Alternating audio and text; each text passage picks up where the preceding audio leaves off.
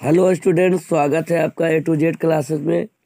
आज मैं आप लोग को क्लास 12th का हिंदी कविता जिसमें एक्सरसाइज 10 के ऑब्जेक्टिव का वर्णन करने जा रहा हूँ।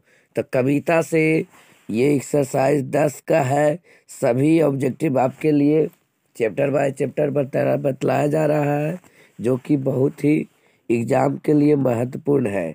यदि आप बिहार बोर्ड की तैयारी करना चाहते हैं तो चैप्टर बाय चैप्टर ऑब्जेक्टिव का अध्ययन जरूर करें। इसके पहले मैं आप लोग को एक्सरसाइज 1 से लेके एक्सरसाइज 10 तक वर्णन कर दिया गया है। इसके पहले मैं आप लोग को एक्सरसाइज 1 से लेके 9 तक का वर्णन हो चुका है। आज मैं आप लोग को एक्सरसाइज 10 का वर्णन करने जा रहे हैं। तो चलिए क्वेश्चन स्टार्ट करते हैं। क्वेश्चन नंबर 1, रघुवीर सहाय ने कौन सी कविता लिखी है? पुत्र वियोग, गांव का घर, अधिनायक, जन का चेहरा। तो अधिनायक, रघुवीर सहाय द्वारा कौन सी कविता लिखी गई है? अधिनायक। तो ऑप्शन नंबर सी होगा। क्वेश्चन नंबर 2, अधिनायक शीर्षक कविता किस तरह की कविता है? हास्य प्रधान, व्यंग प्रधान, रोमांस प्रधान, वीर रस प्रधान। तो ये क्या है? व्यंग किया गया है, मतलब व्यंग प्रधान है। किसी के ऊपर जब व्यंग किया जाता है तो उसको बोला जाता है व्यंग प्रधान। और हंसी मजाक वाला रहता है तो हास्य प्रधान। रोमांस वाला, लव प्यार मोहब्बत वाला रहेगा तो रोमांस प्रधान। और यदि देशभक्ति रहेगा तो वीर रस प्रधान बोला जाता है। तो यहाँ पर अधिनायक जो है व्यंग प्रधान है, तो ऑप्शन बी होगा। क्वेश्चन नंबर 3, रघुवीर सहाय किस काल के कवि हैं? आधुनिक काल, रीति काल, आदिकाल, छायावाद। तो ये आधुनिक काल के कवि हैं।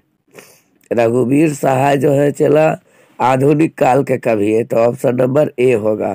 क्वेश्चन नंबर 4, रघुवीर सहाय का जन्म कहाँ हुआ था? तो रघुवीर सहाय का जन्म लखनऊ में हुआ था। कहाँ हुआ था चला? लखनऊ में, उत्तर प्रदेश में। लखनऊ कहाँ पाया जाता है? उत्तर प्रदेश। यदि एग्जाम में ऑप्शन में उत्तर प्रदेश रहे केवल तो उत्तर प्रदेश, लेकिन उत्तर प्रदेश के किस शहर में? तो लखनऊ में। क्वेश्चन नंबर 5, रघुवीर सहाय ने एमए किस विश्वविद्यालय से किया था? दिल्ली विश्वविद्यालय, लखनऊ विश्वविद्यालय,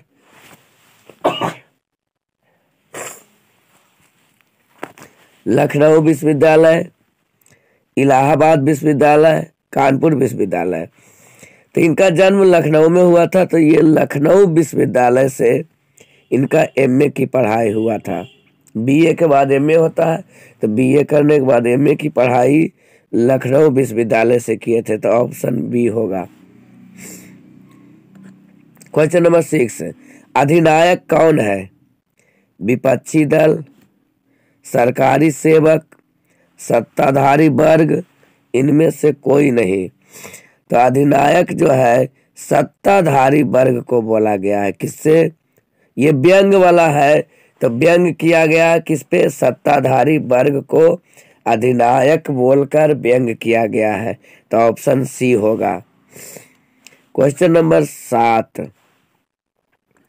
प्रस्तुत कविता अधिनायक में हर रचना किसका प्रतिनिधि है? आम आदमी का, सत्ताधारी दल का, विपक्षी दल का, इनमें से कोई नहीं। तो ये आम आदमी है। सत्ताधारी दल को तो अधिनायक बोला गया और हर रचना बोला गया किसको? आम आदमी को, तो ऑप्शन ए होगा। क्वेश्चन नंबर 8,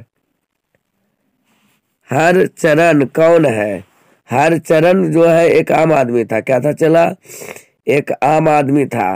और सत्ताधारी दल को क्या बोला गया? अधिनायक बोला गया। तो हरचरण कौन है? घर का नौकर, एक आम आदमी,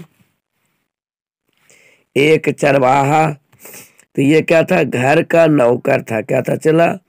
एक आम आदमी था जो कि घर का नौकर था। तुलना किया गया एक आम आदमी से। तो ऑप्शन नंबर ए।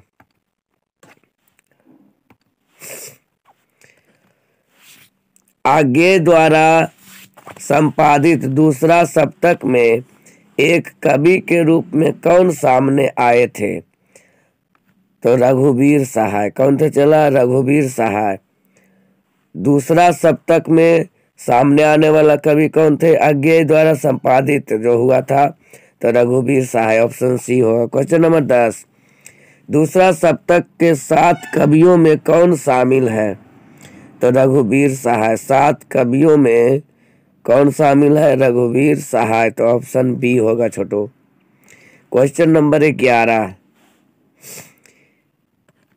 अधिनायक शीर्षक कविता किस पर व्यंग है? समकालीन राजनीति पर, समकालीन राजनीतिक व्यवस्था पर, सरकारी तंत्र पर। तो ये समकालीन राजनीति पर किया गया है। सत्ताधारी को अधिनायक बोला गया और इसी पर व्यंग किया गया है। जो राजनीति करने वालों है उस पर व्यंग किया गया है। तो option number A. Question number 12, रघुवीर सहाय किस सप्तक के एक कवि के रूप में शामिल हुए? तो ये दूसरा सप्तक। कौन सप्तक? आगे द्वारा लिखा गया था क्या? दूसरा सप्तक। क्वेश्चन नंबर 13, रघुवीर सहाय की रचना के लिए साहित्य अकादमी पुरस्कार प्रदान किया गया। हंसो हंसो जल्दी हंसो, कुछ पत्ते कुछ चिट्ठियां, वे भूल गए, इनमें से कोई नहीं। तो कौन होगा? वे भूल गए। कौन होगा? वे भूल गए। Option number C. Question number 14, निम्नलिखित में कौन रघुवीर सहाय की रचना नहीं है? रघुवीर सहाय द्वारा नहीं लिखा गया है। तो चांद का मुंह टेढ़ा, ये रघुवीर सहाय द्वारा नहीं लिखा गया है। क्वेश्चन नंबर 15, निम्नलिखित में कौन सी रचना रघुवीर सहाय की है? तो रघुवीर सहाय की वे भूल गए, ये रघुवीर सहाय की रचना है। तो option number C. Question number 16, रघुवीर सहाय नई दिल्ली से निकलने वाले किस अखबार के विशेष संवाददाता थे? तो नव भारत टाइम्स। किसके संवाददाता थे? नव भारत टाइम्स के, जो कि दिल्ली से निकाला जाता था। कहाँ से प्रकाशित होता था? दिल्ली से होता था। और इसके ये संपादक थे कौन? रघुवीर सहाय। क्वेश्चन नंबर 17, रघुवीर सहाय किस समाचार साप्ताहिक के प्रधान संपादक थे? दीनमान। किसके थे चला? दीनमान के ये प्रधान संपादक रह चुके हैं। क्वेश्चन नंबर 18, दिल्ली मेरा प्रदेश क्या है? ये एक प्रकार का निबंध है। दिल्ली मेरा प्रदेश क्या है? क्या है? एक निबंध है। क्वेश्चन नंबर 19, आत्महत्या के विरुद्ध क्या है? तो आत्महत्या के विरुद्ध क्या है? एक कविता है। कविता का नाम है ये। आत्महत्या के विरुद्ध क्या है? एक कविता है। क्वेश्चन नंबर 20, रघुवीर सहाय का जन्म कब हुआ था? 19 दिसंबर 1929 को। कब हुआ था? 9 दिसंबर 1929 को हुआ था। कब हुआ था छोटू? 9 दिसंबर 19 नहीं, 9 दिसंबर 1929 को। तो option number A. Question number 21, रघुवीर सहाय के पिताजी का क्या नाम था? हरदेव सहाय। क्या नाम था छोटू? हरदेव सहाय। रघुवीर सहाय के पिता का नाम हरदेव सहाय। 22, रघुवीर सहाय का जन्म स्थल कौन सा है? जन्म स्थल ये लखनऊ में हुए थे, उत्तर प्रदेश के लखनऊ शहर में। क्वेश्चन नंबर 23, कौन सी कृति रघुवीर सहाय की है? तो सीढ़ियों पर धूप में। सीढ़ियों पर धूप में ये रघुवीर सहाय की कृति है। क्वेश्चन नंबर 24, अधिनायक के रचयिता कौन है?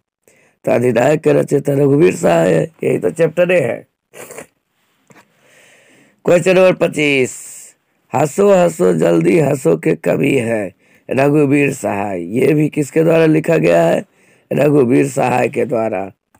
क्वेश्चन नंबर 26, रघुवीर सहाय किस के प्रधान संपादक थे? दीनमान के। किसके छोटो? दीनमान के। ये क्वेश्चन पीछे भी आया था एक बार। क्वेश्चन नंबर 27, रघुवीर सहाय किस कृति के रचनाकार हैं? तो कुछ पत्ते कुछ चिट्ठियां के। किसके हैं? कुछ पत्ते कुछ चिट्ठियां, ऑप्शन नंबर डी। तो इस तरह से आप लोग एक्सरसाइज 10 देखें।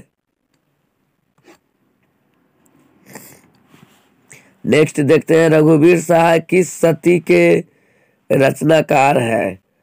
18वीं शताब्दी, मतलब वही हुआ 20वीं शताब्दी, 19वीं शताब्दी, 21वीं शताब्दी। तो ये 20वीं शताब्दी के कवि है। कौन? रघुवीर सहाय। तो आप लोग अधिनायक चैप्टर एक्सरसाइज 10 देखें। Chapter by chapter play list में जाइए और प्रत्येक वीडियो को जरूर देखें। कल मैं आप लोग को फिर से एक्सरसाइज 11 का वीडियो लेकर आऊँगा।